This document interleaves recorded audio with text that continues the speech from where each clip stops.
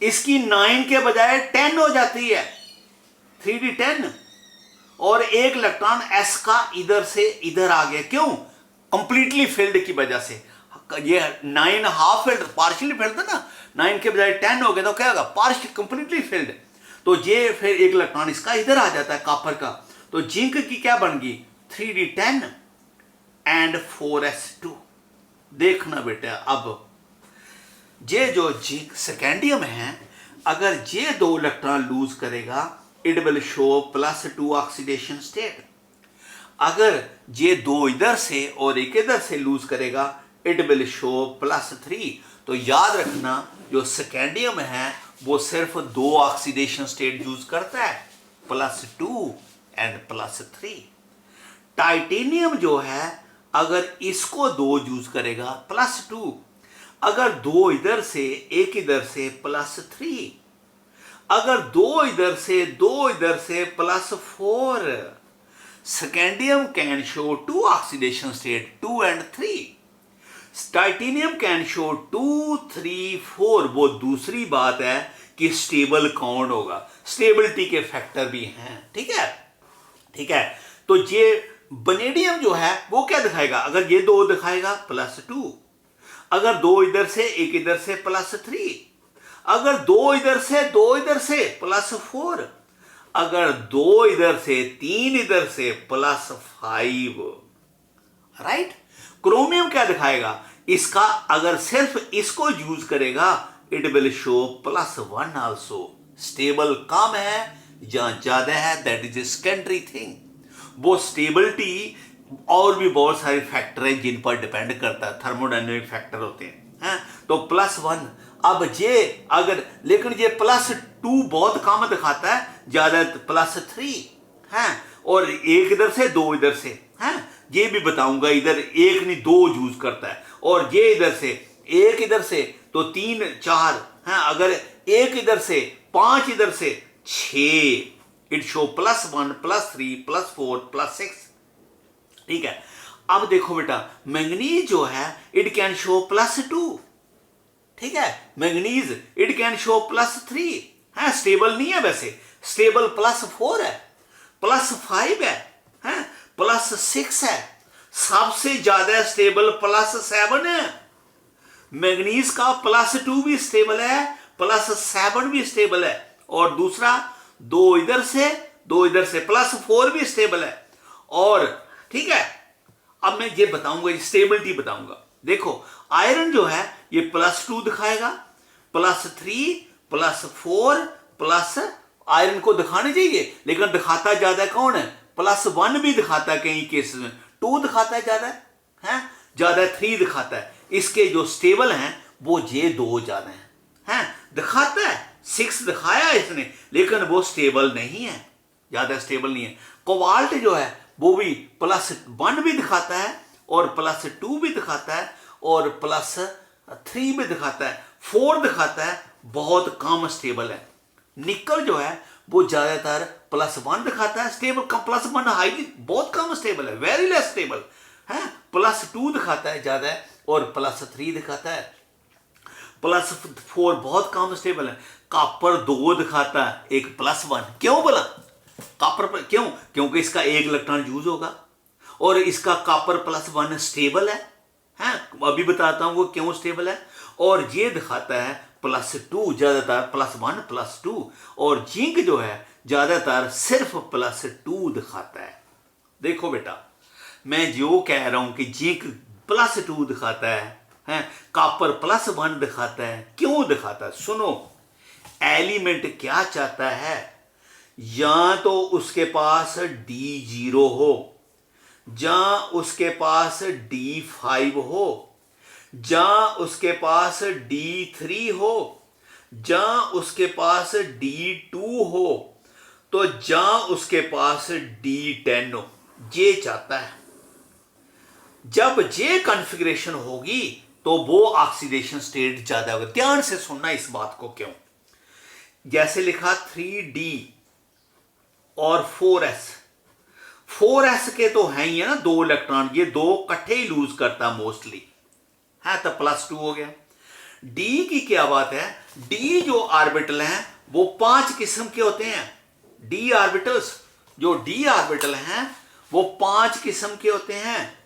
एक होता है डी एक्स वाई, एक होता है डी वाई जेड, एक होता है डी एक्स जेड, एक होता है D x square Y square, और एक होता है डी जेड स्क्वायर। ये 5 हैं, लेकिन इनकी फर्दर ग्रुपिंग है। ये एक ग्रुप है, ये दूसरा ग्रुप है। इसको कहते हैं T2G, इसको कहते हैं EG। ये 5 डी ऑर्बिटल हैं, इनकी फर्दर ग्रुपिंग है। ये 3 ऑर्बिटल हैं जो along the between the axis है, और ये जो 2 हैं, ये 11th में आपको बहुत समझाया था, आगे जाके और समझाऊंगा। ये जो 2 हैं they are along the axis, ये जो हैं they are between the axis. समझा कि बेटा, ये बिटवीन द एक्सिस है, ये अलोंग द एक्सिस है। ठीक है, बिटवीन द एक्सिस का मतलब क्या होता है, ये एक्स एक्सिस है, ये वाई वाई है, ऑर्बिटल ऐसे है, बिटवीन द एक्सिस है, ऐसे डी एक्स वाई है, ऐसे वाई जेड और एक्स जेड। ये एक्स स्क्वायर वाई स्क्वायर का क्या मतलब होता है, ये अलोंग द एक्सिस है, x axis y axis, it is along the x axis and along the y axis. ये d x square Y square, समझे, दे आर अलोंग, ये 2 अलोंग द। अब आप कहेंगे सर इससे क्या फर्क है, ये एक ग्रुप बन जाता है। D0 का मतलब है ये किसी के पास कोई इलेक्ट्रॉन नहीं है। D5 का मतलब है half filled, that is stable element. ये चाहता है जब ये D आपका है, इधर देखना, जब ये आपका D जो है D, ये है D, ठीक है, ये D 1 2 3 4 5, कोई इलेक्ट्रॉन नहीं है तो स्टेबल है, तभी भी स्टेबल है। जब इसमें सब में एक एक इलेक्ट्रॉन है तो तभी भी स्टेबल है। D0 स्टेबल है, D5 स्टेबल है। फिर D3 क्यों कहा, जब ये 2 इलेक्ट्रॉन नहीं है तो ये कम से कम जो 3 एक जैसे ऑर्बिटल थे, कौन से, ये, अगर तीनों में ये DXY DYZ, अगर तीनों में एक एक इलेक्ट्रॉन तभी भी स्टेबल है। अगर 2 इलेक्ट्रॉन है तो फिर इन 2 में है तभी भी स्टेबल है। जब 2 इलेक्ट्रॉन है इन 2 में एक जैसों में है, अगर इन 2 के पास एक एक इलेक्ट्रॉन तभी भी स्टेबल है, तो वो क्या हो गया D2। अगर इसके पास नहीं है 3 इलेक्ट्रॉन है तो फिर वो इनमें है, तो फिर वो क्या हो गया D3, तभी भी स्टेबल है। और जब सब में है तभी भी स्टेबल है। ठीक है, इसकी वजह से हम कहते हैं एलिमेंट चाहता है जहां D0 हो, जहां D5 हो, जहां D3 हो, या D2 हो, जहां D10 हो। मैंने जिंक में क्यों कहा है ये +2 दिखाता है, क्योंकि जब ये 2 इलेक्ट्रॉन लूज कर देगा तो जिंक के पास क्या रह गया, 3D10, दैट इज स्टेबल, इसलिए +2 दिखा। कॉपर +1 क्यों दिखाता है, क्योंकि ये +1 लूज करने से ये D10 हो गया। आप कहेंगे फिर +2 नहीं बनाना चाहिए, एग्जैक्टली यू आर राइट, लेकिन इसलिए बना, थर्मोडायनेमिकली स्टेबिलिटी होती है एक, है वो आगे जाके बताऊंगा। थर्मोडायनेमिक स्टेबिलिटी +2 की, जब एक इलेक्ट्रॉन निकलता है इसका, है देखो, जिंक कॉपर +2 को कैसे एक्सप्लेन करेंगे। कॉपर की कॉन्फ़िगरेशन क्या है, 3D10 है, 4s1। हम एग्री करके कि जब ये +1 है तो ये 3D10 है तो ये स्टेबल है, एग्री करके CuCl स्टेबल है, इसमें कॉपर +1 है। लेकिन हम कहते हैं कॉपर +2 भी है, वो भी स्टेबल है, तो वो 3D क्या हो गया, 9 स्टेबल नहीं है, लेकिन फिर भी हम कह रहे हैं CuCl2 क्यों है। देखो जब 3D 9 हो गया, देखो ये आपको मालूम है 10 का मतलब 1 2 3 4 5, ये 6 7 8, ये 9। जब 10 था तो ऐसे था, एक इलेक्ट्रॉन निकालने से ये अनस्टेबल हो गया, 9 हो गया। लेकिन ये जब Cu+2 होता है, ये जब +1 था तो इसने क्लोराइड के साथ एक बॉन्ड बनाया था, जब ये +2 हो गया तो इसने एक बॉन्ड और बनाना है। ये जो नया बॉन्ड बना है, इसके बनने से बहुत ज्यादा एनर्जी रिलीज होती है। आपको मालूम है जब एनर्जी रिलीज होती है तो कंपाउंड स्टेबल हो जाता है, क्योंकि एनर्जी कम होने से कंपाउंड स्टेबल हो जाता है, एनर्जी रिलीज होगी। जहां इतनी ज्यादा एनर्जी रिलीज होती है कि एक इलेक्ट्रॉन निकालने के लिए एनर्जी कम है, उसको इतना, जहां एक इलेक्ट्रॉन निकालने से ये अनस्टेबल हो गया, वो अनस्टेबिलिटी से जो एनर्जी बढ़ी थी, अनस्टेबिलिटी से एनर्जी बढ़ती है, लेकिन जहां जो एक बॉन्ड बनने से जो एनर्जी रिलीज हो गया ये बहुत ज्यादा है एज कंपेयर टू दिस। इसकी वजह से कॉपर जो है इट शो +2, ये रीजन है। ठीक है, अब देखो इधर ये जो है निकल +2 क्यों दिखाता है, क्योंकि ये 2 है, ये 3 भी दिखाता है। अब इधर आ जाइए, ये स्कैंडियम का 2 भी बनाता है, 3 बनाता है, स्टेबल इज +3। क्यों? इसलिए अगर आपके पास ये कंपाउंड है SCl2, SCCl2 है, ये +2 हो गया। ये कंपाउंड है SCCl3, इस कंपाउंड दोनों बना के रख दो परमानेंट, ये जैसा है वैसा रहेगा, लेकिन इसका ऑक्सीडेशन स्टेट टाइम के साथ चेंज हो सकता है, it can change to +3। Reason is +3 is more stable. Why?